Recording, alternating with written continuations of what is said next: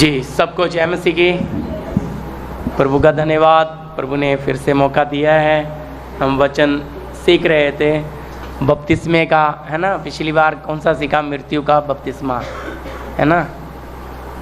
तो उसमें आपने काफ़ी बातें सीखी।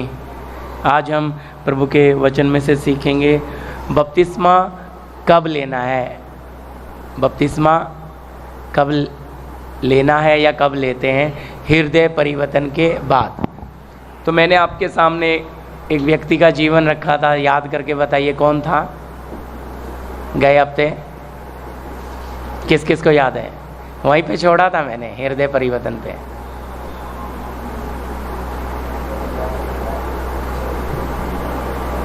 बताइए। हाँ जी, वो हो गया था। हाँ। हिंट देता हूँ, लास्ट वचन, अब क्यों देर करता उठ और बपतिस्मा ले और अपने पाप धो डाल। कौन था? पौलुस। हृदय परिवर्तन, हालेलुया। तो मैंने आपको बोला था पौलुस का हृदय कैसे परिवर्तन हुआ। तो ये वचन लास्ट मैंने आपको, अगर यूट्यूब पे भी सुनेंगे तो लास्ट में यही वचन दिया है कि उठ और अब क्यों देर करता है, उठ और अपने पापों को बपतिस्मा ले और अपने पापों को धो डाल, है ना। तो बपतिस्मा कब लेते हैं? हृदय परिवर्तन के बाद। तो हृदय परिवर्तन क्यों? क्योंकि जब पौलुस को हम देखते हैं, इससे पहले खोजा के बारे में हमने देखा। खोजे का जब खजांची वो आया तो फिलिपुस को बोला, अगर तू कर सकता है तो पूरे मन से क्या कर सकता है? विश्वास तो ले, पूरा मन लगा। तो मन परिवर्तन चाहिए। अगर मन परिवर्तन नहीं हुआ है तो मन परिवर्तन कब हो जाता है? देखिए, जब किसी चीज़ से किसी का मन भर जाता है या मन से घृणा हो जाती है तो उसका रिजल्ट क्या है? आप लोग बताइए। एक तो मन भर गया किसी से और दूसरा मन से घृणा हो गई। उस परिवर्तन को क्या बोलोगे आप लोग? हैं? सोचकर बोलिए, जो भी आपको लगता है बोल सकते हैं। अभी किसी से आप बहुत बातचीत करते थे लेकिन एकदम उनसे नफरत हो गई तो फिर वापस वैसा संबंध रहेगा क्या? बोलिए, नहीं ना। तो ये क्या हो जाता? मन उससे अभी फिर गया। अब उन चीज़ों में मन लगता तो पहले हम जो पाप में जीवन बिता रहे थे तो उसमें से अब हमारा मन लगता नहीं है। हमें क्या आ गई? उससे घृणा आ गई, है ना। दिल से उतर गए, ये भी शब्द अच्छा है, दिल से उतर गए भाई। क्योंकि अभी दिल में वापस, क्योंकि क्या हो गया? घृणा हो गई ना, उनका कोई स्वभाव ऐसा देख लिया जिससे नफरत हो गई। तो इसी प्रकार जब संसार और पाप की पहचान में आप आए, आपको पता लगा कि हम अंधकार में थे, हम पाप में थे, तो अंदर क्या आ गई? घृणा आ गई। अब घृणा आ गई, जिस चीज़ से घृणा आती है इंसान उसकी तरफ फिर जाता नहीं है, उससे दूर भागने की कोशिश करता है। इसी तरह उसका मन भी बदलना बहुत जरूरी है। इसलिए जब पौलुस निकला तो आज पौलुस के बारे में, उसके जीवन में क्या क्या हुआ, फिर वो कैसे इस बात पे आया, तो उसके लिए आप मेरे साथ पढ़िएगा प्रेरितों का अध्याय 9 का 1 से 19 तक। देखिए, वहाँ पे हम कुछ परिवर्तन भी देखेंगे पौलुस के जीवन में। ये जब परमेश्वर ने उससे बात की, वो चिट्ठी लेके, लेटर लेके निकल पड़ा था। तब साउल था, तब पौलुस नहीं था, तब साउल था। ये बाद में फिर ये पौलुस बन गया। प्रेरितों का अध्याय 9 अध्याय का हम 1 से पढ़ लेंगे, नए लोग हैं ना। तो साउल का हृदय परिवर्तन, साउल से पौल कैसे बन गया, है ना। हृदय परिवर्तन हुआ है। वहाँ पे जो मैंने आपको पढ़ाया था पिछली बार, वो गवाही दे रहा है वहाँ पर अपनी, लेकिन असल में घटना इधर हुई है। इधर असली घटना है, कैसे कैसे हुआ। फिर 2 जगह पे पौलुस ने अपनी गवाही दी है खड़े होके कि मैं कैसे मेरे जीवन में, तो हमारे जीवन में जो परिवर्तन आता है फिर एक गवाह बनते हैं हम, हालेलुया। तो वहाँ पे गवाही दे रहा है 22 अध्याय में। जी पढ़िएगा जी। शाऊल जो अब तक प्रभु के चेलों को धमकाने और घात करने की धुन में था, महायाजक के पास गया और उससे दमिश्क के आराधनालयों के नाम पर इस अभिप्राय की चिट्ठियां मांगी कि क्या पुरुष क्या स्त्री जिन्हें वह इस पथ पर पाए उन्हें बांधकर यरूशलेम ले आए। परंतु चलते चलते जब वह दमिश्क के निकट पहुंचा तो एकाएक आकाश से उसके चारों ओर ज्योति चमकी और वह भूमि पर गिर पड़ा और यह शब्द सुना, हे शाऊल, तू मुझे क्यों सताता है? उसने पूछा, हे प्रभु, तू कौन है? उसने कहा, मैं यीशु हूँ जिसे तू सताता है। परंतु अब उठकर नगर में जा और जो तुझे करना है वह तुझसे कहा जाएगा। जो मनुष्य उसके साथ थे वे अवाक रह गए, क्योंकि शब्द तो सुनते ही परंतु किसी को देखते न थे। तब शाऊल भूमि पर से उठा, परंतु जब आंखें खोली तो उसे कुछ दिखाई न दिया और वे उसका हाथ पकड़कर दमिश्क में ले गए और वह 3 दिन तक। हालेलुया। तो यहाँ पे देखो एक घटना हो रही है। साउल जब पौलुस जो साउल था, ये महायाजक से एक बड़ा लेटर लेके जो वचन के खिलाफ में चल रहे हैं लोग, क्योंकि ये फरीसी था, ये व्यवस्था स्थापक था, ये विरोधी था किसका? यीशु का, क्योंकि ये यहोवा को मानता था, ये सच्चा धर्मी था, लेकिन ये धर्म पर चलने वाला था। आगे वहाँ पे जब 22 में आप पढ़ेंगे घर में जाके तो बहुत सारी बातें वहाँ पे बताता है कि मैं कैसे कैसे पढ़ाई किया हूँ, सारा अपने बारे में गवाही में बताता है। लेकिन ये व्यक्ति अनजाने में अपने ही परमेश्वर के विरोध में, किन्हें? जो प्रभु की यीशु की आराधना कर रहे हैं उनको मारने के लिए, उनको कैद करने के लिए, बांध के लाने के लिए एक चिट्ठी लेके निकला।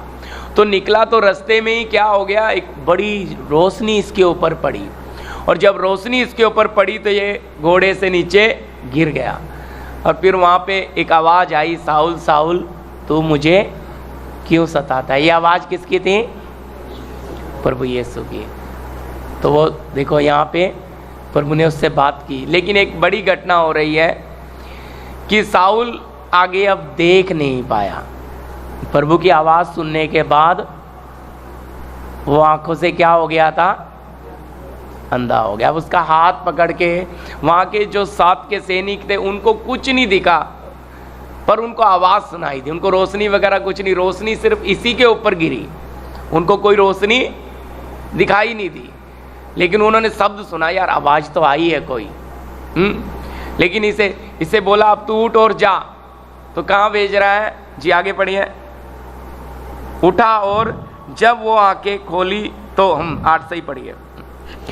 तब शाऊल भूमि पर से उठा, परंतु जब आंखें खोली तो उसे कुछ दिखाई न दिया। कुछ नहीं दिख रहा उसे। हाँ। और वे उसका हाथ पकड़ के दमिश्क में ले गए जी। वह 3 दिन तक न देख सका और न खाया न पिया। कितने दिन? 3 दिन तक ना तो देख सका ना उसने कुछ खाया। जी। दमिश्क में हनन्याह नामक एक चेला था। उससे प्रभु ने दर्शन में कहा, हे हनन्याह। प्रभु का एक दास था हनन्याह, उसको प्रभु ने दर्शन देकर कहा, हाँ हे हनन्याह। हे हनन्याह। उसने कहा, हाँ प्रभु। हाँ प्रभु। तब प्रभु ने उससे कहा, उठकर उस गली में जा, हाँ, जो सीधी कहलाती है, हाँ, और यहूदा के घर में शाऊल नामक एक तरसुस वासी को पूछ, हाँ, क्योंकि देख वह प्रार्थना कर रहा है। और उसने हनन्याह नामक एक पुरुष को भीतर आते और अपने ऊपर हाथ रखते देखा है, ताकि फिर से दृष्टि पाए। हनन्याह ने उत्तर दिया, हे प्रभु, मैंने इस मनुष्य के विषय में बहुतों से सुना है, कि इसने यरूशलेम में तेरे पवित्र लोगों के साथ बड़ी बड़ी बुराई की है। अब उसे पता है, कहता है प्रभु तू जिसके बारे में बोल रहा है ये बहुत खतरनाक इंसान है, इसने तेरे लोगों के साथ बहुत बुरा किया है, तू मुझे कहाँ भेज रहा है? देखो उसको भी बड़ी चिंता हो रही, क्यों? प्रभु ने बोल दिया नहीं जा, और साउल को पहले ही दिखा दिया कि एक व्यक्ति आएगा तेरे पे हाथ रख रहा है। हाँ जी, आगे पढ़िए। और यहाँ भी इसको प्रधान याजकों की ओर से अधिकार मिला है। कह रहा है यहाँ भी ये आया है ना, अधिकार लेकर आया है, हाँ, कि जो लोग तेरा नाम लेते हैं, जो लोग तेरा नाम लेते हैं उन सबको बांध ले। उन सबको बांध कर। परंतु प्रभु ने उससे कहा, हाँ, तू चला जा, तू चला जा, क्योंकि वह तो अन्य जातियों और राजाओं और इस्राएलियों के सामने मेरा नाम प्रकट करने के लिए हालेलुया। मेरा चुना हुआ पात्र है। कौन है इतना विरोध करने वाला? साउल। प्रभु क्या बोल रहा है? वो तो मेरा चुना हुआ पात्र है, मेरा बर्तन है वो। बेशक वो इतना विरोध कर रहा है। ये कभी है, बोलिए, पौलुस कभी है कर रहा है? समझ आ रहा है ना? पढ़ रहे हैं तो कभी विरोध कर रहा है जब तक उसने प्रभु को नहीं जाना था। अब तो रोशनी गिर गई, अब तो उसके हृदय में परिवर्तन आया है, अब उसके अंदर परिवर्तन आया है। तो अंदर परिवर्तन पहले होता है, तो हृदय परिवर्तन होगा तो फिर मनुष्य क्या करता है? उसका प्रगटीकरण बाहर है बपतिस्मा, तब वो बपतिस्मा लेने आगे जाएगा, वो बात है। लेकिन अंदर पहले कुछ होना जरूरी है। अगर अंदर कुछ नहीं हुआ तो बपतिस्मा फिर लेने का कोई मतलब नहीं है। तो अब इसके अंदर कुछ हुआ। इसको, ये कौन था? व्यवस्था का पूरा स्थापक था, फरीसी था, ज्ञाता था, पक्का, हर चीज का पक्का, नियम का पक्का था, खुदा का पक्का था, इबादत का पक्का था, धर्मी इंसान था। लेकिन ये नहीं चाहता था कि हमारे खुदा को छोड़, हमारे परमेश्वर को छोड़ किसी और का कोई नाम ले। तो जलन रखने वाला अनजाने में, क्योंकि वो यीशु को जान ही नहीं पा रहा कि यही यहोवा है। तो जब बोल रहा है तो परमेश्वर उसे बोलता है, इसको मैंने तो अन्य जातियों में, राजाओं में, हकीमों में, बड़ी बड़ी जगहों में इसको मैंने गवाह बनाने के लिए ये मेरा चुना हुआ पात्र है। सोचो, प्रभु अगर तूने चुना ही था तो फिर इतना पहले विरोध में क्यों लेकर गया? बोलिए। प्रभु ने हमें अलग अलग जगह में, अलग अलग समाज में, अलग अलग जगहों में पैदा किया। अच्छी तरह समझिएगा, हम सब अलग अलग जगह से, सब अलग अलग दिशा से, समझिए, लोग दूर दूर से, लेकिन सबको प्रभु में चुनकर क्या कर लिया? वो आने वाले वचन में मैं लूँगा, आज के वचन में लूँगा। लेकिन सब कहाँ थे? अलग अलग। लेकिन मसीह में क्या कर लिया? एक किया। एक के पीछे क्या योजना है?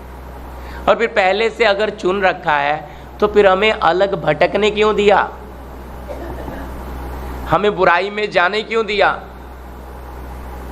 है ना? अगर प्रभु का वचन अब यही पौलुस कहता है, उसने तो माँ के गर्भ से ही मुझे चुन। अगर माँ के गर्भ से इसको चुना हुआ पात्र था ये प्रभु का पहले से, तो फिर इसको इतना विरोध, इतनी बुराई में जाने क्यों दिया? प्रभु इसको पहले से ही बोल देता नहीं।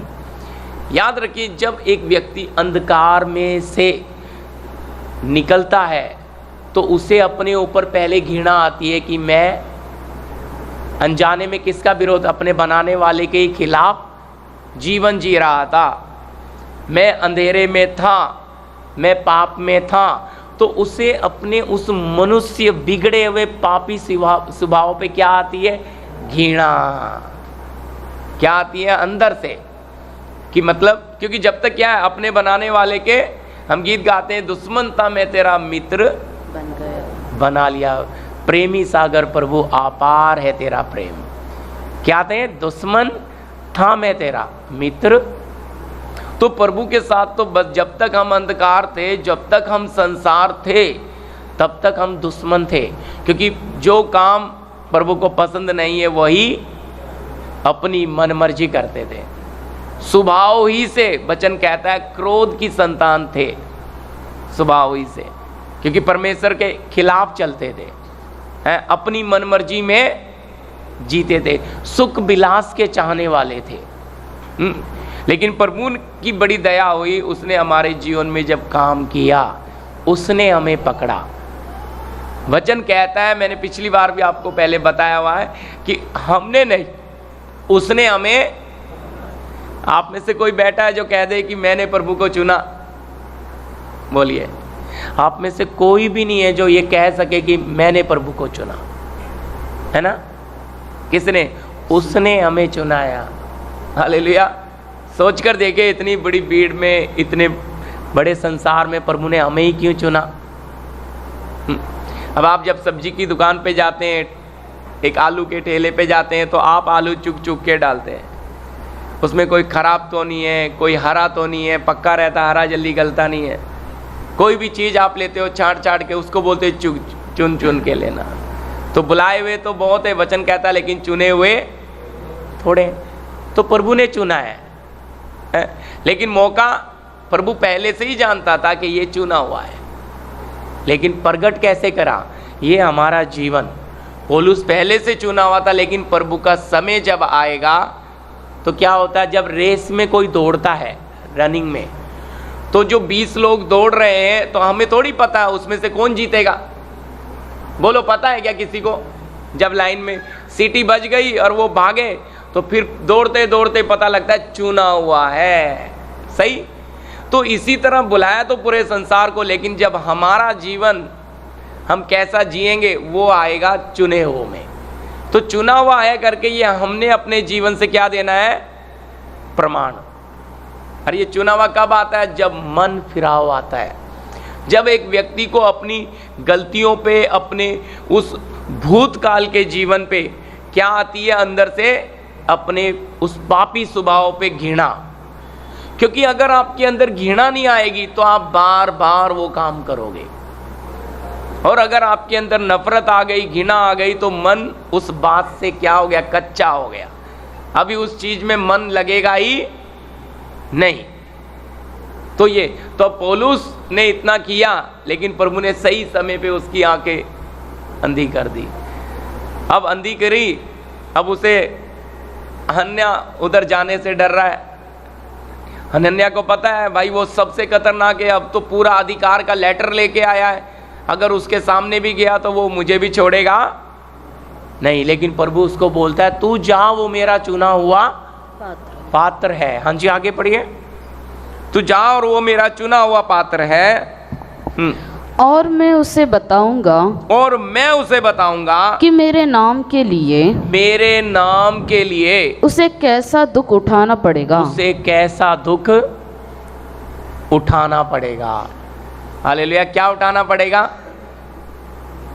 हाँ जी, प्रभु के नाम के लिए कैसा दुख, कह रहा है मैं उसको बताऊंगा कि मेरे नाम के लिए उसे कैसा दुख उठाना पड़ेगा। अब इधर तो ये तो अच्छा नहीं लगता है भाई, दुख उठाने वाला ये कौन सा रास्ता है? सुख तो सब चाहते हैं, हम प्रभु के पास आए हैं ताकि सुख मिले। लेकिन याद रखना, सुख कब मिलता है? हाँ जी, जब आप दुख उठाते हो तभी तो सुख मिलता है। अगर आप दुख उठाने से इनकार कर दोगे तो सुख आपको मिलने वाला नहीं है। तो दुख कब होता है? जब आप अपनी प्रिय चीज़ों को छोड़ते हो। पर आप ये नहीं सोचते कि जिस चीज़ को हम छोड़ रहे हैं वो नाशवान है, पर इसके बदले में हमारा प्रभु हमें अविनाशी चीज़ देने जा रहा है। इसलिए जब तक दुख है छोड़ते समय, लेकिन जब अविनाशी चीज़ों में मन लग जाएगा तो फिर इन नाशवान की कोई कीमत रहेगी। छोटा बच्चा है, उसके हाथ में आप एक 500 का नोट दे दो, एक चॉकलेट दे दो, कौन सी चीज़ आपको रिटर्न कर देगा? चीज़ नहीं देगा। सच है। जबकि कीमत उस चॉकलेट 500 में कितना आ जाएगा? बहुत आ जाएगा। लेकिन उसको उसकी वैल्यू पता, लेकिन वो चीज़ के लिए हाथ अगर चॉकलेट छीन लिया फैल जाएगा, कहेगा नहीं नहीं नहीं नहीं ये चाहिए मुझे, ये मत माओ। तो इसी तरह जब आपके पास अनंत जीवन है, अमरता है, आपके पास, मैं वचन से लूँगा, जब आपके पास इतना ऊंचा सौभाग्य है, तब आप किसको चुन लेते हैं? उस चॉकलेट को, बच्चे के समान। चॉकलेट क्या है? इस पृथ्वी की चीज़ है, वो चाहिए। जबकि आपका बुलाने वाला, आपका बनाने वाला आपसे वायदा करता है कि मांगने से पहले तुम्हारा स्वर्गीय पिता जानता है तुम्हारी क्या क्या आवश्यकता है। जरूरत, आपकी जरूरत पूरी करने का वो वायदा करता है, लेकिन आपकी इच्छाएं पूरी करने का वायदा नहीं करता है। अगर आप इच्छाओं के पीछे चलते हो, वो आपकी जरूरत पूरी करेगा जी। इच्छाएं तो इंसान की कभी खत्म होती इच्छा तो ब्लैक होल है भाई, वो कभी भरता ही, कितना भी आएगा इच्छा बढ़ती बढ़ती बढ़ती जाएगी। पर प्रभु इसलिए कहता है जरूरत पर, आप अपनी ज़रूरत पे, आपकी ज़रूरत बिना मांगे तुम्हारे तक आएगी। लेकिन जब आप इच्छाओं में पड़े हो तो फिर कहाँ ज़रूरतें पूरी होने वाली हैं?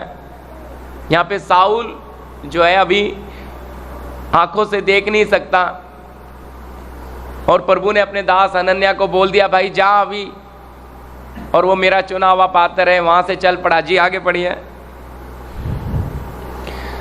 तब हनन्याह उठकर उस घर में गया और उस पर अपना हाथ रखकर कहा, हाँ, हे भाई शाऊल, हे प्रभु, भाई साउल, प्रभु अर्थात यीशु जो उस रास्ते में जिससे तू आया तुझे दिखाई दिया था, हाँ, उसी ने मुझे भेजा है। अब उसे बता रहा है जब तू रास्ते से आया और तू गिरा था तेरे पे, वो प्रभु ने ही मुझे भेजा है। हाँ, कि तू फिर दृष्टि पाए, फिर से दृष्टि पाए, और हाँ, पवित्र आत्मा से परिपूर्ण हो जाए, और पवित्र आत्मा से परिपूर्ण हो जाए। हाँ, और तुरंत उसकी आंखों से चिल्लक से गिरे, हाँ, और वह देखने लगा। बस रुक जाइए, क्या हो गया? अब उसके सर पर हाथ रखकर प्रार्थना किया, उसकी आंखों से क्या गिरे? चिल्लक। वो तुरंत देखो मन परिवर्तन कैसे होता है, हृदय परिवर्तन। पौलुस देख नहीं पा रहा, लेकिन प्रभु ने कह रहा भी वो मेरे लिए क्या उठाएगा? क्या उठाएगा? दुख। और सच में आगे चलेंगे तो आप देखेंगे पौलुस ने वास्तव में बहुत दुख उठाया। पौलुस जितना दुख उठाया हुआ कोई चेला आपको मिलेगा नहीं। सबसे ज्यादा यात्राएं करा हुआ, सबसे ज्यादा विरोध सहा हुआ, सबसे ज्यादा वचन के लेटर लिखा हुआ कौन है? पौलुस है। इसलिए अपने बारे में कुरिन्थी में बार बार लिखता है, मैंने सबसे ज्यादा मार खाई है, 5 बार बेते खाई है, 3 बार कोड़े खाए, सब अपना डिटेल भी बताता है। इतना दुख उठाया हुआ ये व्यक्ति, प्रभु ने पहले से ही छता ली, ये क्या करेगा मेरे लिए, मेरे नाम के लिए ये दुख उठाएगा और गवाह। आज दिक्कत क्या है? शिरोमणि तो बनना चाहते हैं, प्रकाश तो पाना चाहते हैं, लेकिन दुख उठाने वाली बात पे हम क्या करते हैं? नहीं प्रभु आप हमें दुख मत दो। छोटा बच्चा बोलता है कि मम्मी पापा तुम मेरे दुश्मन हो क्या? सुबह ठंड में उठा के स्कूल भेज रहे हो, मुझे नहीं जाना, मुझे नहीं पढ़ना, मुझे आप ही के साथ रहना, मुझे आप ही प्यारे हो। तो क्या आप अपने बच्चे को प्यार करके चिपका के रखते हो? क्या करते हो? ताड़ना करते हो ना। क्योंकि आज अगर तू पढ़ेगा नहीं तो जीवन में तू भीख मांगेगा। उसका मन नहीं है, उसका मन किधर है कि माँ बाप के साथ आनंद मनाऊं, खुशी से खाऊं पीऊं रहूं और सोऊं, पढ़ूं ना। लेकिन वो पढ़ेगा लिखेगा तो क्या, जब माँ बाप चले भी जाएंगे तो अपनी ज़िंदगी। लेकिन अगर पढ़ाई लिखाई नहीं किया होगा तो बोलिए क्या होगा? तो पढ़ाई लिखाई, इसका मतलब माँ बाप दुश्मन नहीं है, उसे कष्ट दे रहे हैं, तकलीफ दे रहे हैं, क्योंकि उसके लिए वो बहुत तकलीफ है। बच्चों के लिए होमवर्क करना बहुत दिक्कत की बात है। उन्हें सब कुछ बोलो, होमवर्क की बात मत करो कि नहीं बस पढ़ने मत बोलो, बाकी सब बोलो। दुकान पे जाने बोलो, सामान लाने बोलो, खेलने बोलो, कूदने बोलो, सब बोलो, लेकिन पढ़ाई होती नहीं है। क्योंकि उसमें क्या लगता है? मेहनत। पढ़ रहा है लेकिन क्या लगता है? दिमाग खर्चा होता है कि नहीं? मेहनत। और उसमें क्या, वो उनके लिए उतना ही कष्ट है। लेकिन जैसे जैसे बड़े, अब जो बड़े लोग हैं उनके लिए परिवार कष्ट है। जिनके बच्चे हो गए उनके लिए बच्चे, परिवार और बढ़ गया। कमाने लग गए तो और ज़्यादा कष्ट है। बोलो समस्या है कि नहीं है? समस्या तो है। प्रभु उसको बोल रहा है कि मेरे नाम के कारण तुझे बहुत दुख उठाना पड़ेगा। वो इसीलिए वो उठाएगा। हमारे जीवन में हम प्रभु के पीछे आप आ गए हैं, लेकिन कष्ट उठाने वाली बात पे हमारा मन संतुष्ट होता। हमें लगता है कि प्रभु कष्ट नहीं उठाना पड़ेगा, प्रभु हमें बचा लेगा। हैं? प्रभु ने अपने निज पुत्र को नहीं छोड़ा तो हमें कैसे बचा लेगा? उसको उसने उसी रास्ते से लेकर गया तो हमें क्यों नहीं लेकर जाएगा? क्योंकि परमेश्वर ने वो रास्ता ही इसीलिए बनाया है कि उसी में चलते चलते आपका मिट्टी का स्वभाव निकलेगा। अगर आप उस कष्ट के रास्ते में नहीं जाएंगे तो आपका मिट्टी का स्वभाव बदलेगा नहीं। अब समझने के लिए, आपने जीवन में दुख उठाया है, आपने बीमारी, भूख है, जोखिम, पैसे की तंगी, क्लेश सब उठाया, तो अब आपके कोई ऐसा व्यक्ति मिले टूटा हुआ जिसके जीवन में तकलीफ है, बहुत दुख में है, तो आप उसको समझ पाएंगे? क्योंकि आपने सब उठाया है ना, आराम से समझ जाओगे। आप उसको अच्छी तसल्ली दे सकते हो कि भाई मैंने भी ये उठाया, मैंने भी ये किया, देखो। लेकिन अगर आपने जीवन में उठाया ही नहीं है तो तुम दूसरे को तसल्ली, तुम उसका दर्द समझ, क्योंकि आपके शरीर में अगर हुआ है तब ही आप उसके दर्द को समझ। तो इसलिए प्रभु हमें उस कष्ट के मार्ग में से अपने दास को लेके जाता है कि ये कईयों के लिए शांति और आशीष का कारण बनेगा। समझे, कष्ट उठाने का कारण ये था है। तो जब उसे अंधा 3 दिन उसको अंधा रखा, 3 दिन अंधा रखने का कारण क्या था? 3 दिन क्या जान ले कि तुझे अंधा करने वाला कौन है? तो उस 3 दिन वो वचन कह रहा है ना, तो उसने कुछ नहीं खाया। इधर तो कह रहा है 22 में भी पढ़ी है, 22 में भी पढ़िएगा, 22 अध्याय प्रेरितों का, 14 से पढ़िएगा, चाहे 13 से पढ़ लो। और खड़े होकर मुझसे कहा, हे भाई शाऊल, फिर देखने लग। उसी घड़ी मेरे नेत्र खुल गए और मैंने उसे देखा। तब उसने कहा, हमारे बाप दादाओं के परमेश्वर ने तुझे इसीलिए ठहराया है कि तू उसकी इच्छा को जाने और उस धर्मी को देखे और उसके मुंह से बातें सुने, क्योंकि तू उसकी ओर से सब मनुष्यों के सामने उन बातों का गवाह होगा जो तूने देखी और सुनी है। और तब क्यों देर करता है? उठ, बपतिस्मा ले और उसका नाम लेकर अपने पापों को धो डाल। जी हाँ, 6 से पढ़ दीजिए। हृदय परिवर्तन का इधर भी ये वर्णन अपनी गवाही दे रहा है इसी बात के लिए पौलुस।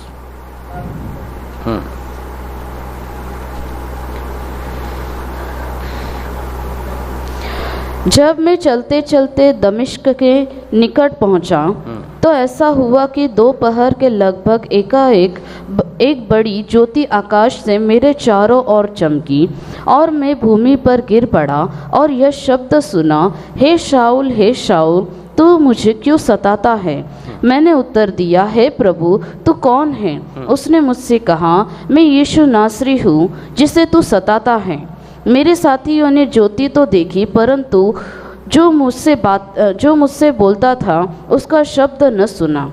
तब मैंने कहा, हे प्रभु, मैं क्या करूं? प्रभु ने मुझसे कहा, उठ, दमिश्क में जा और जो कुछ तेरे करने के लिए ठहराया गया है वहाँ तुझसे सब बता दिया जाएगा। देखो वहाँ पे प्रभु के दास जो हनन्याह था, ये आंखों से दृष्टि तो वहाँ पे आपने शुरुआत में देखा, यहाँ पे शॉर्ट में ज़्यादा गवाही नहीं बताई, लेकिन इसकी आंखों से जो छिलक गिरे, ये 3 दिन देख नहीं पाया। 3 दिन इसने कुछ नहीं खाया, कुछ नहीं पिया। वो आपने पढ़ा पहला 9 में, है ना, 9 से 19 तक जो हमने पढ़ा। तो कुछ भी नहीं खाया, कुछ भी नहीं। क्यों? अब ये अंदर क्या चल रहा था इसके? आवाज़ सुनी, कान में गया, आवाज़ क्या है? तू कौन है? आवाज़ नाम लेके, हे साउल, तू मुझे क्यों सताता है? अब यहाँ बहुत किसको बता रहा है मालूम है? गवाही किसके सामने रख रहा है? हाँ जी, है पलटन का सरदार है। इसको इस समय मार डालने के लिए पूरा यहूदी समाज इकट्ठा हुआ है। तब इसने इब्रानी भाषा में बोलना शुरू किया और ये लोग सब शांत हो गए। और इसने बताया, मैं रोमी हूँ, मैं इब्री हूँ, मैं फरीसी हूँ, अपने आप को सारा बताते। वो लोग डर गए, सब इसको मारने जा रहे थे। ये गवाह बन के खड़ा। तब इसने अपने हृदय परिवर्तन की गवाही बतानी शुरू करी कि मैं भी तुम्हारे जैसा था, मैं भी इसी तरह पक्का उपदेशक था और मैं इनको मारने के लिए जा रहा था। तब परमेश्वर ने रोशनी में मुझे क्या दिया? हाँ जी, दर्शन और मुझसे बात की है, साउल तो मुझे क्यों सता रहा है। हालेलुया। तो इसका हृदय परिवर्तन के लिए यहाँ 3 दिन जो इसकी आंखें बंद रही, असल में क्या होता है, हमारी जो आत्मिक आंखें हैं वो खुलती नहीं है, वो खुलनी। जब उसकी आंखों से हाथ रखा, तीसरे दिन आके हनन्याह ने और प्रार्थना किया, तो वचन कह रहा है छिलक से गिर गए। छिलक शब्द पढ़ा ना आपने, तो वो है कि उसकी वो आत्मिक आंखें खुल गई।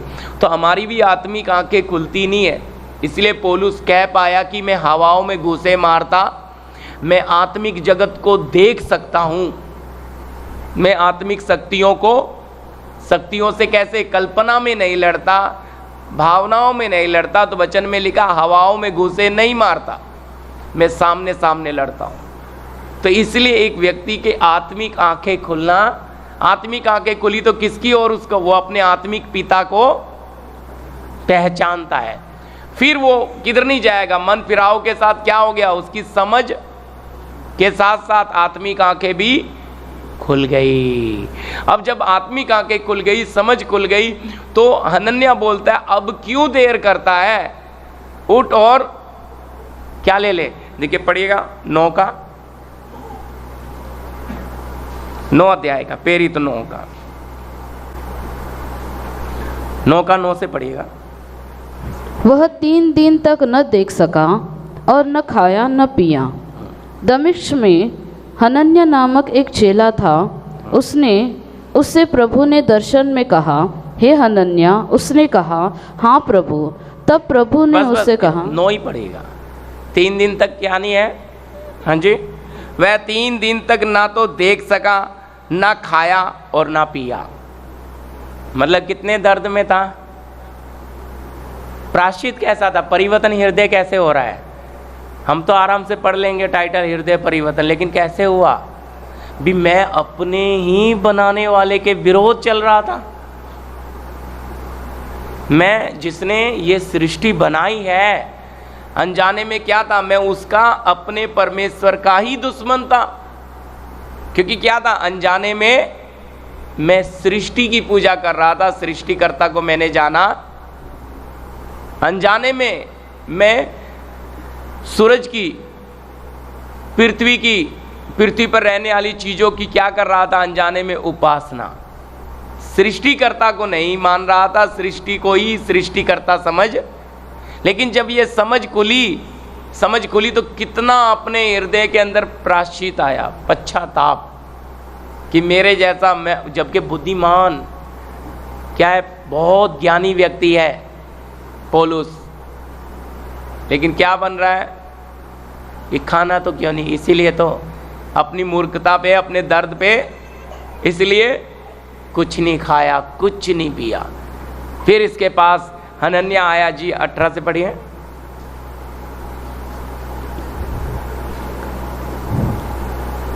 नौ का 18 जी। परंतु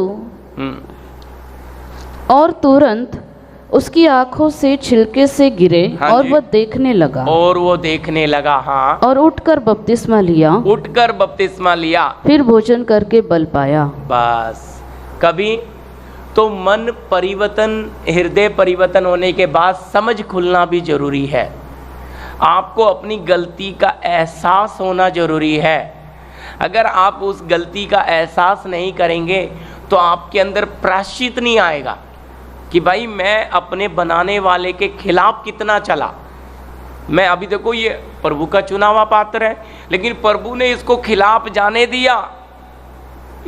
दिया, ताकि बाद में यही बुराई इसके लिए क्या बनेगा, दर्द, है ना।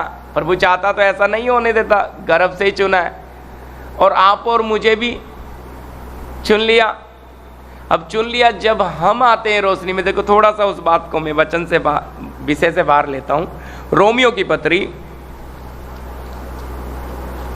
उसका आप पढ़ दीजिएगा, 8 अध्याय का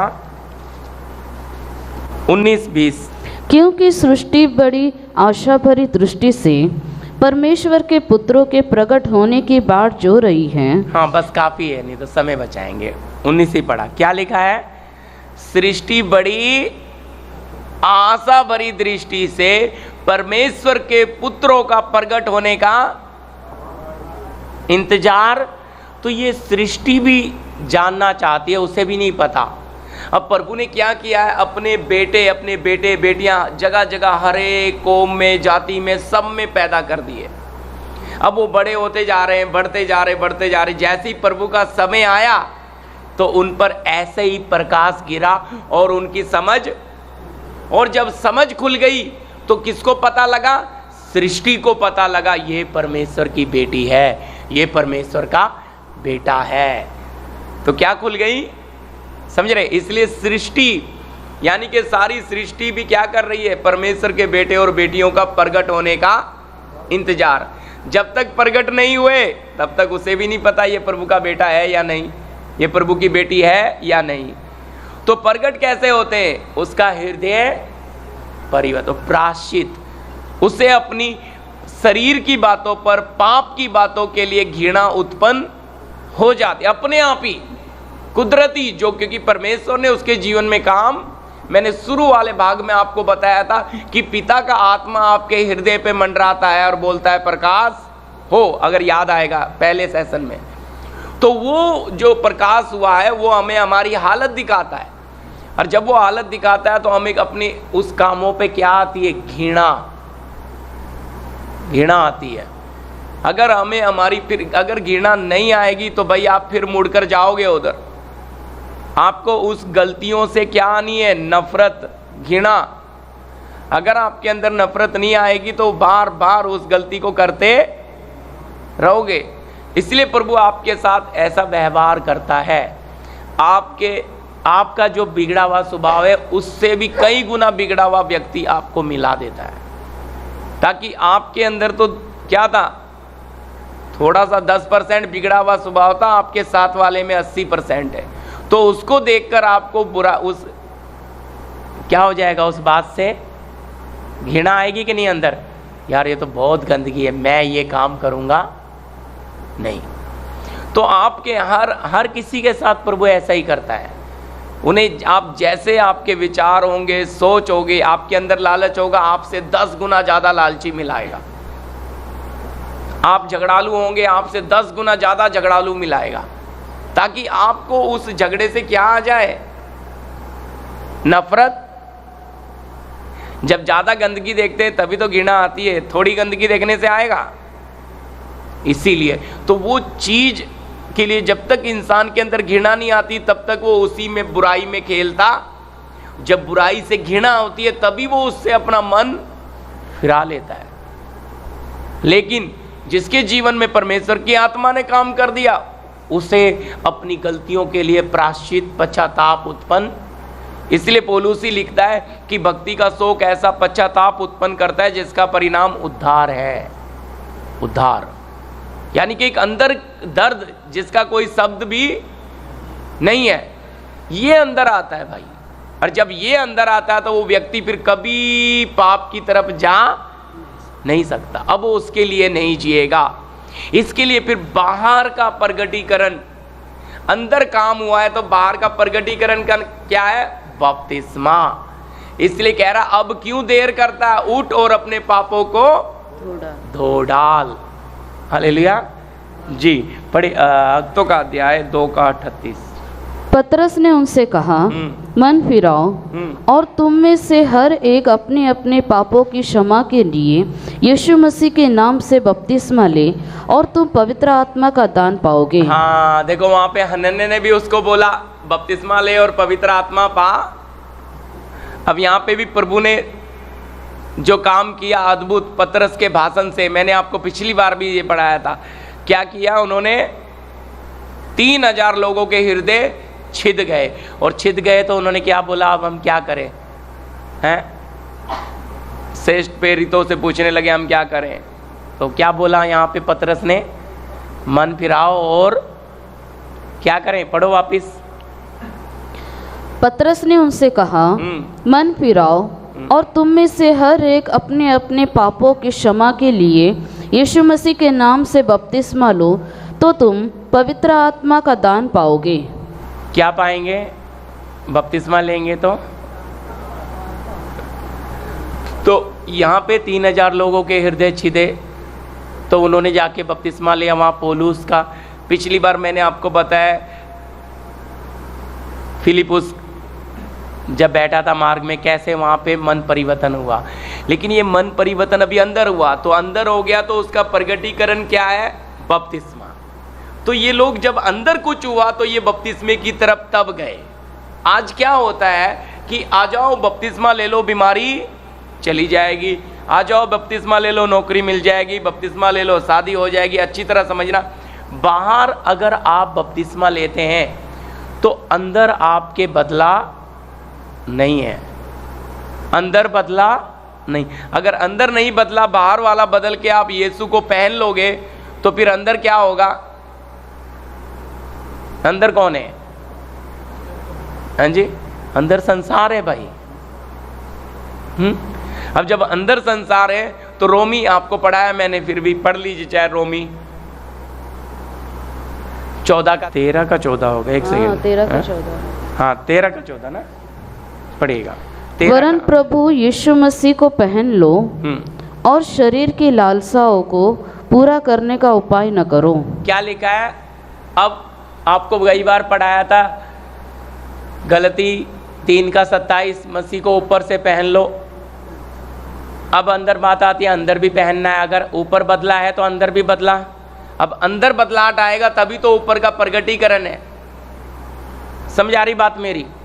अगर इंसान अंदर से नहीं बदला है तो ऊपर से उसे बदल के कोई मतलब, क्योंकि अंदर की फिर बुराई बाहर आएगी।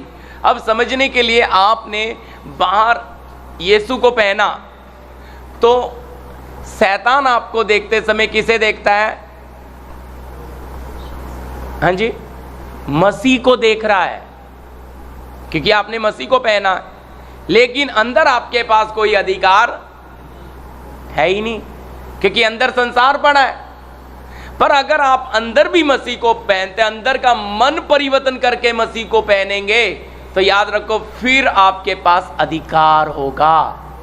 इसलिए वचन में लिखा है कि धन्य वह है जो मन के दीन है, धन्य वह है जो नम्र है। तो दीन है तो स्वर्ग के अधिकारी, और नम्र है तो पृथ्वी के अधिकारी। ये कब हुआ? क्योंकि अंदर का मन बदल गया तो दीन बन गया, नम्र बन गया। ये कब हुआ? अंदर हुआ। अब अंदर यीशु को पहना है तो बाहर अधिकार। फिर इसलिए मैंने बोला, जैसा अभी पुलिस का यूनिफॉर्म देखेंगे तो किसको डर लगेगा? चोर को, डाकू को, है ड्रग्स बुराई को लेके जाने वाले, असला लेके जाने वाला व्यक्ति डरेगा। इसी तरह आपको देखकर दुष्ट आत्माएं क्यों थरथराएंगी, क्यों डरेंगी? मसीह देख रहा है, क्योंकि आपने बपतिस्मा लेकर किसको पहन रहे हैं? मसीह को। अब मसीह को पहन लिया तो आप में कौन दिख रहा है? दुष्ट आत्मा को कौन दिख रहा है? तो वो डरेगी कि नहीं? बोलो, वो थरथराएगी, क्योंकि कौन है? अधिकारी है। पर अगर आपके अंदर पहन नहीं रखा, अंदर से वो देखेगा ये तो वही, ये तो कौन सा है? मखोटा पहना हुआ है, ये तो मेरा ही है, इसको क्या है? वो मन, क्योंकि क्या नहीं हुआ? अंदर का परिवर्तन नहीं हुआ। भावनाओं में जाके बपतिस्मा ले लिया है, क्योंकि सोचा कि चलो भाई बीमारी निकल जाएगी, चलो बच्चे हो जाएंगे, नौकरी मिल जाएगी। मैं कह रहा इस तरह से बहुत लोग, मैं आपके सामने वचन रख रहा हूँ, 4था सेशन चल रहा है, आगे भी चलेगा, और अभी और भी कुछ वचन का रेफरेंस दे रहा हूँ। ऐसा नहीं है कि बिना वचन से बात। भाई अंदर किधर बदला? अगर अंदर बदला ही नहीं, अंदर प्रगटीकरण नहीं हुआ, तो ऐलान कैसा कर रहा है? बाहर की घोषणा क्या कर रहा है कि मैं बपतिस्मा लेने जा रहा है? बपतिस्मा ले रहा है, अंदर मर गया क्या? बुराई के लिए, बुराई के लिए घृणा पैदा हुई क्या? पाप की तू दफनाई करने जा रहा है, पाप के लिए मरा कब? उसका प्रगटीकरण तू जो दिखा रहा है मरा कब है? मर गया तो ही तो दफनाई है, मर गया तो ही गाड़ा जाना है। अब जैसे अभी आज पढ़ेंगे, जब हम दफनाए जा रहे हैं तो उसमें जी कर भी उठकर आ रहे हैं बपतिस्मे के साथ ही, वो भी पढ़ाऊंगा। खाली कब्र में जा नहीं रहे, पानी में दफनाए नहीं जा रहे, उसमें से फिर जीने की बात को भी प्रभु रख रहा है कि जैसे हम दफनाए बपतिस्मे में डूब रहे हैं, ऐसे ही हम क्या करते हैं? मसीह के साथ जिलाए भी जा रहे हैं। लेकिन वचन अगर हमें समझ आएगा तो, क्योंकि वचन के अनुसार हमारा जीवन बनना है, तो उसके लिए पढ़िएगा वचन पहला पतरस 3 अध्याय का 21, 3 का 21 जी।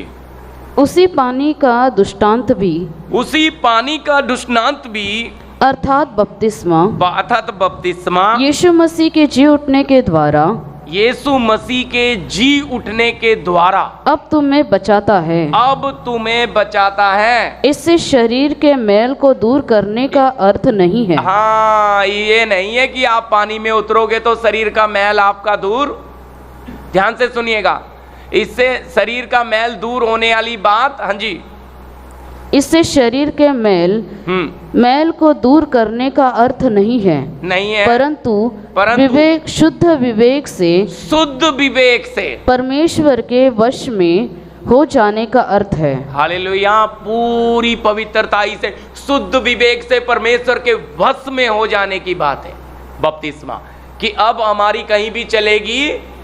देखो वचन कह रहा है, मैं नहीं कह रहा भाई, शुद्ध विवेक यानी कि पूरा पवित्र होकर आपको प्रभु के वश में जाना है। बपतिस्मा मतलब अब तुम्हारी चलेगी, दफनाई हो रही है ना। मैंने बोला भाई व्यक्ति उस बात के लिए, अब संसार के लिए मर गया तो वो दोबारा उसमें अब पूरा किसके वश में होने जा रहा है? अपने बनाने वाले के वश में जी। दूसरा भी पढ़िएगा, इसके साथ मिला के पढ़ेंगे जी।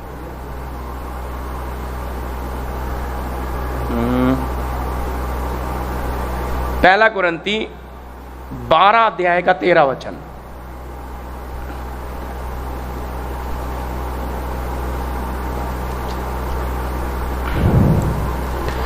क्योंकि हम सब ने, क्या यहूदी हो क्या यूनानी, क्या दास हो क्या स्वतंत्र, एक ही आत्मा के द्वारा एक देह होने के लिए बपतिस्मा लिया और हम सबको एक ही आत्मा पिलाया गया। हालेलुया। अब चाहे किसी भी जाति से हो, किसी भी धर्म से हो, लेकिन वचन क्या कहता है? एक देह होने के लिए क्या लिया है? बपतिस्मा। दो नहीं भाई, क्या है? एक। अब इधर दिक्कत आ जाती है, हम दो कब हो जाते हैं? देखो पढ़िएगा पहला 5 अध्याय का 16-17।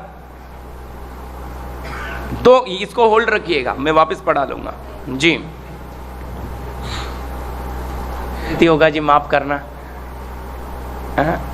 दूसरा में लिखे हुए वचन नहीं है कुछ मिले। हाँ दूसरा है जी, माफ कीजिए, दूसरा है। हाँ, दूसरा कुरिन्ती 5 अध्याय का 16-17, मसीह में नई सृष्टि। अतः अब से हम किसी को शरीर के अनुसार न समझेंगे। अब से हम किसी को शरीर के अनुसार नहीं समझेंगे जी। यद्यपि हमने मसीह को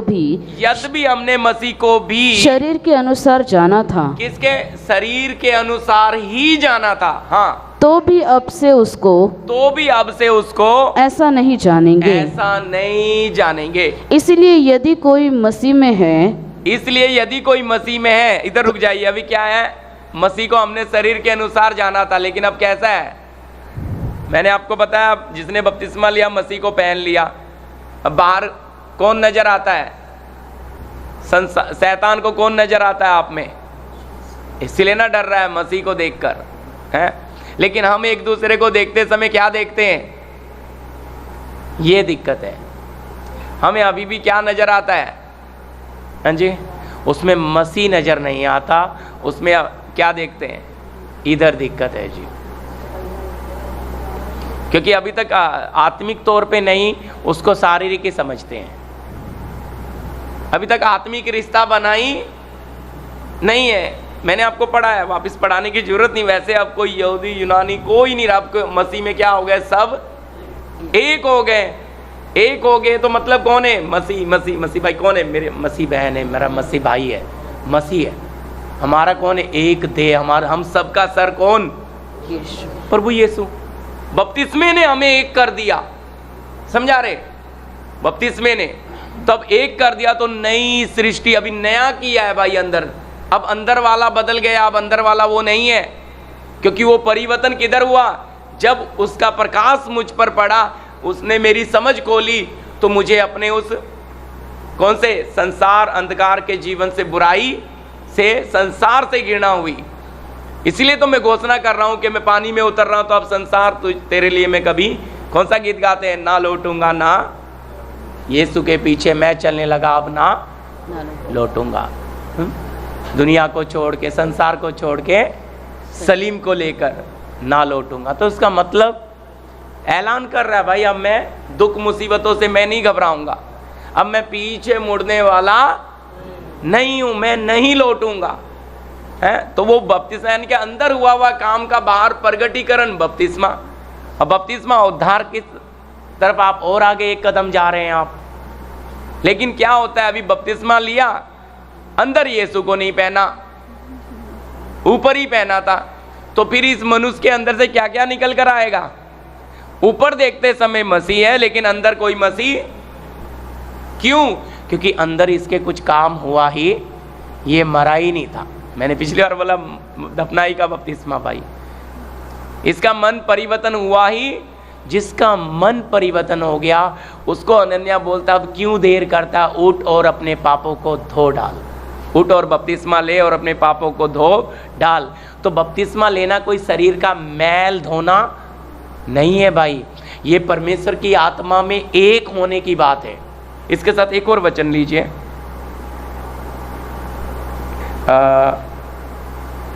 कुलुसियों की पत्री उसका 2 अध्याय का 12 से 14 तक जी देखेंगे। हम खत्म करेंगे, समय हो रहा है, फिर भी जितना हो सकता है जी जल्दी। और उसी के साथ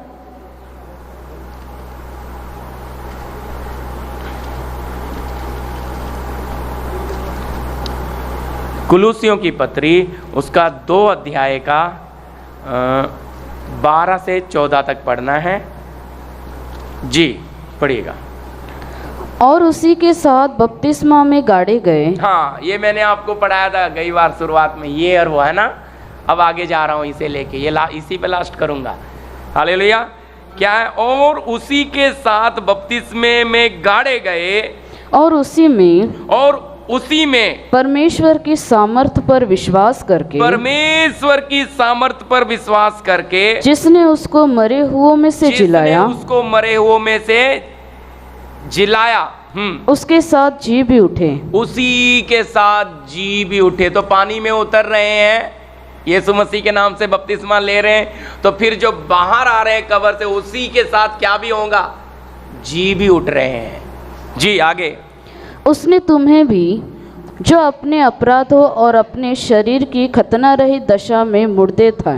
कौन? उसने तुम्हें भी जो अपने अपराधों और अपनी शरीर की खतना रहित दशा में मुर्दा था।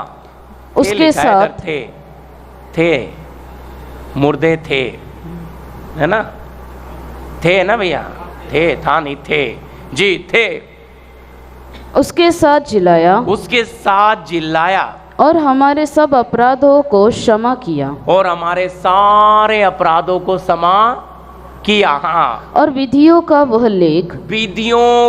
लेख जो हमारे नाम पर और हमारे विरोध में था, मिटा डाला, और उसे क्रूस पर कीलों से जड़कर सामने से हटा दिया है। हालेलुया। क्या किया है जी? विधियों का वो लेख क्या हो गया? मिटा डाला, क्रूस पे जड़कर। क्या हो गया? अभी यहाँ पे एक बड़ा परिवर्तन, प्रभु ने हमारे सारे बातों को लेकर क्रूस पे क्या कर दिया है। अब हमारे सामने से काली बिल्ली रास्ता काट जाए तो हमें कोई डर है? वचन सुनना, अभी समझना है बात। अब आपको कोई धागा बांधने की जरूरत नहीं है, कोई ताबीज बांधने की जरूरत नहीं है, हैं? अब आपको जो ग्रह लग गए तो ग्रह में ये नहीं छूना, वो नहीं छूना, ये आपके ऊपर कुछ नहीं है। अब क्या लिखा है? विधियों का वो लेख, इंसानों की बनाई हुई सारी बातें खत्म।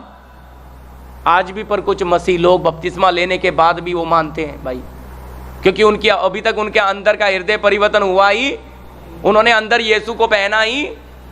वो कहते नहीं नहीं, ग्रह लगा हुआ है, अभी कुछ मत करो, ग्रह लगा, अभी मत खाना, अभी वो निकलेगा। ऐसा है भाई आज भी मसीह लोगों में है। लेकिन परमेश्वर ने क्या किया है? विधियों का वो लेख ही मिटा डाला है। फिर अभी हमें किसी बंधन में रखा ही नहीं, आजाद किया है, स्वतंत्र किया है भाई। हालेलुया।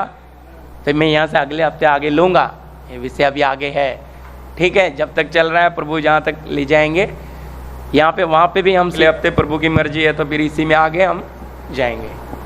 धन्यवाद। आइए अपनी आंखें बंद करें, उसके प्यार को देखें। उसने जो विधियों का लेख मिटाया, हम जो पाप में थे, हम जो अंधकार में थे, प्रभु ने कितनी भारी कीमत अदा की है आपके और मेरे छुटकारे के लिए, कि हम जो पानी में उतरे तो बपतिस्मा लेकर उसे पहन ले, उसे अंदर भी पहन ले, उसका बेटा बेटी बनकर इस पृथ्वी पर प्रकट हो। पृथ्वी बड़ी आशा भरी दृष्टि से प्रभु के बेटे और बेटियों का प्रकट होने का इंतजार कर रही है। हालेलुया। हमने देखे पौलुस के जीवन को, आज हमने देखा वो प्रकट हो गया। हालेलुया। सृष्टि को पता लग गया ये परमेश्वर का पुत्र है।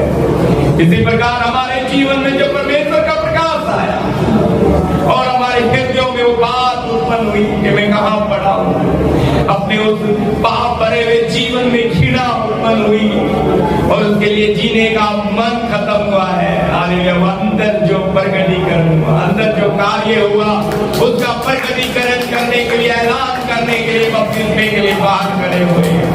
हालेलुया। ताकि मसीह में एक देह हो जाए, एक हो जाए। हालेलुया। हालेलुया। फिर ये कोई शरीर का मैल होना नहीं है। हालेलुया। वचन कहता है नए जन्म का स्नान। हालेलुया। तो बात को हम आने वाले दिन में देखेंगे, नए जन्म का स्नान जो हमने किया है। हालेलुया। नए होने के लिए हम जो अंधकार थे, प्रभु ने अपने रोशनी में तब्दील किया है। हालेलुया। हम जो शारीरिक थे, हमें आत्मिक बनाने के लिए प्रभु ने हालेलुया इतना बड़ा काम किया है, हमारे लिए पूरी कीमत अदा कर दी। हम प्रभु का धन्यवाद देते हैं कि प्रभु का हम मंदिर, उसका रहने का स्थान बन पाए, कि उसकी आत्मा हमें वास करे। पिता हम धन्यवाद देते हैं सौभाग्य के लिए, इस मौके के लिए। प्रभु जी आपके पवित्र हाथों में सौंप दें मंडली को, आप चलाएं, समय भी आपके हाथ में देते हैं। यीशु मसीह के नाम से आमीन।